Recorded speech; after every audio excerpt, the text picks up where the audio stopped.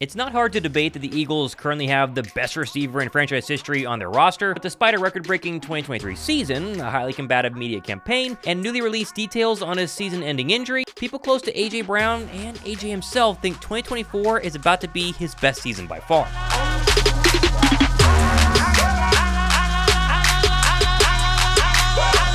First off, how do we know that A.J. Brown is actually going to be better than he was in 2023 this year in 2024? What's different about A.J. Brown this offseason versus where he was this time last year? Well, in order to find out, we actually have to start from the very beginning. Philadelphia traded away the number 18 overall pick and the number 101 overall pick to the Tennessee Titans during the 2022 NFL Draft, in a move that sent shockwaves through both the NFL and the Eagles organization. Up until drafting Devontae Smith the year prior from Alabama, Philadelphia's top receivers since 2014 included Jordan Matthews, Zach Ertz, a tight end 4 straight years, and Travis Fulgham. The Eagles had been a franchise that had missed on receiver after receiver and accidentally drafted bust after bust, and apparently had finally given up a massive haul for a brand new pass-catching weapon in the hopes that A.J. Brown could do something that no other Eagle receiver had done since Deshaun Jackson, and that is simply be really, really good. Oh, and let's not get our history confused here. At the time of the trade, A.J. Brown was not considered an elite receiver. He was good, but he was nowhere near considered the elite receiver he is today. And again, I'm not saying he was bad with the Tennessee Titans. He was pretty darn good.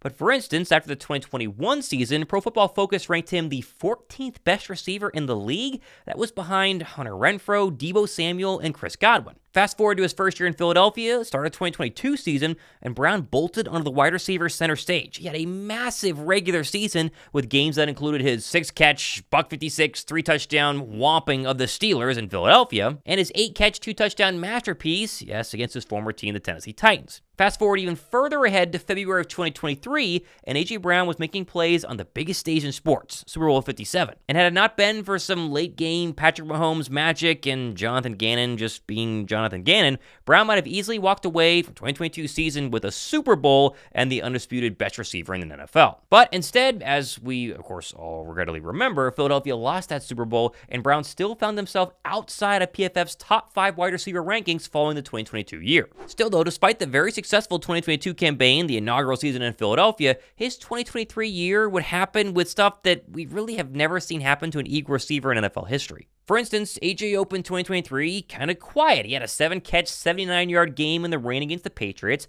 and then the 4-catch, 29-yard sideline drama-filled Monday night win against the Vikings, which of course started the first barrage of media attacks after that Week 2 win.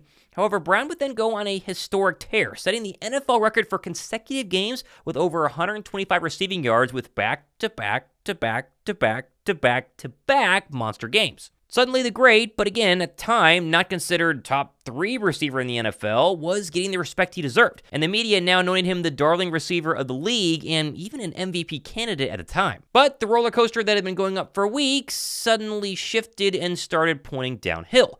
Brown was held to just 1 catch in the fourth quarter comeback win at Arrowhead, which also featured another sideline tirade, more media scrutiny, and then, of course, the start of the historic stretch of games where the Eagles collapsed to end the season. Philadelphia's ill-prepared coaching and really complete lack of defense started a 3-game skid at home against the 49ers that would result in the Birds losing 5 of their last 6 games. Oh, and to make matters worse, the media continued to rain down attacks on A.J. Brown, followed by A.J. Brown getting injured on a really stupid play against the New York Giants in the final game of the season. This caused A.J. Brown to miss the Birds' predictable playoff loss versus the Bucs in humiliating fashion and head to the offseason seemingly disgruntled, unhappy, and not really thrilled with the current state of the Eagles. And of course, like clockwork, following the end of the Eagles' just historic collapse of 2023, the Philadelphia media jumped on the idea that they had another T.O.-like figure at wide receiver in Philadelphia. And of course, as we know now, this would not be the end of Brown's time in Philadelphia, but actually the beginning, much to the dislike of that, again, upset Eagle media. Brown would start his 2024 offseason campaign by calling into WIP, the local sports radio in Philadelphia, ripping them to their face and calling out the made-up stories about his unhappiness with the Birds. I got a couple questions for you guys, though. For sure. What's the deal? What's the deal? Like, you guys supposed to be supporting Philly, but you know, it don't turn out to be that. You know what I'm saying? Like, why make up so many rumors? You know what I'm saying? Like, because most of the rumors don't even be real rumors. These are rumors that you guys are making up and everybody run with. Like, so what's the deal? Like, And now, thanks to a newly released ESPN article by ESPN's Eagles reporter Tim McManus, it was at this time that Brown began to work on the newest version of himself. Brown had suffered a grade 2 MCL sprain in that pointless game versus the New York Giants at the end of the season, and shortly after that, he headed down to Florida to begin working out with his longtime trainer and conditioning coach, Joey Gusarcio. McManus wrote about this time by stating, quote, "First things first, they had to get the knee right. Gusarcio said Brown was about 75 to 80% healthy upon arrival, and that there was some stability stuff that needed to be worked on. They focused on building up strength in and around the knee and gradually advanced to his change of direction progressions. We didn't rush him knowing that we had time," Gusarcio said. Before you knew it, probably 2 to 3 weeks in, he wasn't even thinking about his knee. It was an afterthought. With his knee right, Brown then set another new goal for himself: get in the best shape of his life, which to some might seem a little bit odd. The receiver did have 1,400 plus receiving yards in back-to-back seasons and set the Eagles' single-season receiving record in 2023. How can you do both of those things without being in the best shape of your life? Well, Brown didn't think he was, and clearly he wasn't satisfied. Brown, though, not only focused on his usual speed and strength work during this offseason, McManus revealed in the ESPN article that Brown has since changed up his diet in order to meet his goals for the first time. He did a really good job this year of honing into the nutritional side of it. His dietitian did a great job with him, and he's really bought into it. We saw a huge drop in his body fat percentage. We saw like a 2% drop in just a few weeks because he was so dialed in nutritionally.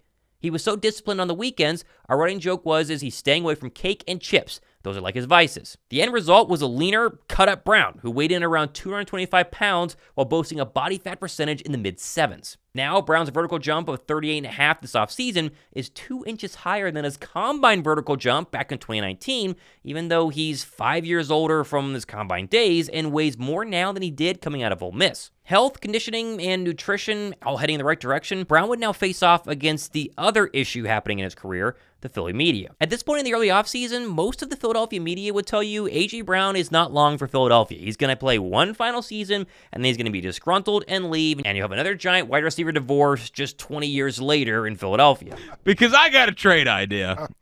And this is one that I think you're going to like, and it's one that I think we all should like because it's becoming more and more apparent that they should go do this trade.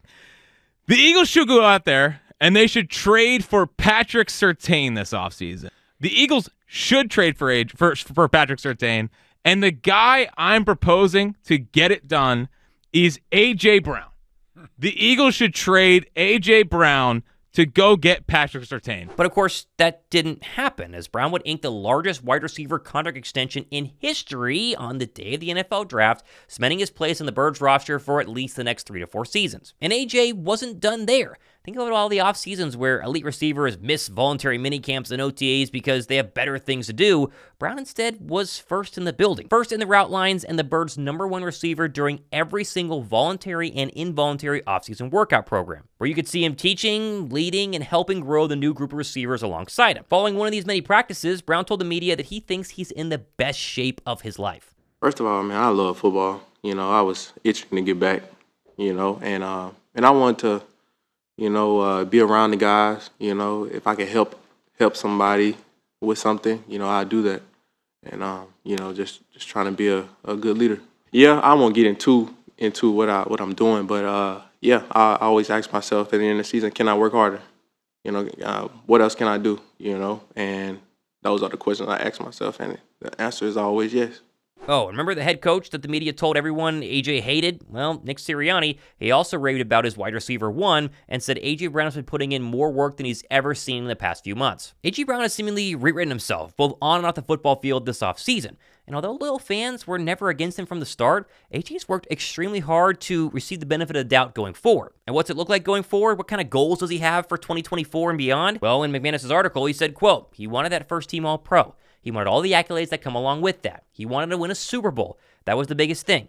We didn't get to realize any of those, even though he had a great year, 1,500 yards in back-to-back years, 6-game stretch where he had over 125 yards per game. In his mind, he feels like a failure. It's why you love him and why he is who he is, because he's such a competitor. He's never satisfied. What does this mean going forward? I think it clearly means the Philadelphia Eagles have a new-look A.J. Brown heading into year 3 in Philadelphia. Does it mean he's going to be a 2,300-yard guy and break every single record in the NFL? Well, the answer is no. But is he leaner, stronger, faster, can jump higher, and maybe a slightly better teammate than he was in 2023? Well, that's kind of up for you to decide. But Brown understands his role now. Be the number 1 receiver in the National Football League, help the Eagles win a Super Bowl, and be the number 1 receiver on a football team that has plenty of other talent around him, but also a lot of young talent needing a little bit of grooming from an established veteran. And what happens if the Eagles do get a better version, or maybe the best version of A.J. Brown in 2024? Well, the Birds might finally be able to sit back and say, we have the undisputed best receiver in the National Football League this year. I'm Thomas Mott. This has been The Thomas Mott Show.